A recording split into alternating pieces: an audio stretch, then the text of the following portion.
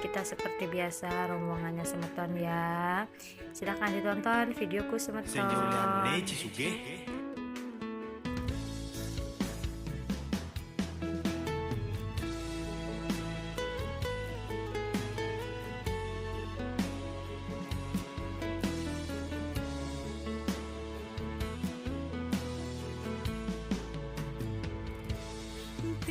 Oke, sebelum masuk ke kawasan puranya, kita di sini melukat dulu Semeton ya. Ini ada di paling depan, kita dibersihkan dulu dengan air suci yang ada di pura Semeton.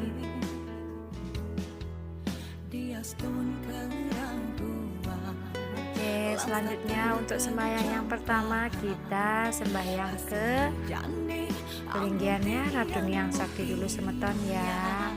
Pokoknya ditonton terus videonya gadis Bali, jangan sampai di skip atau sampai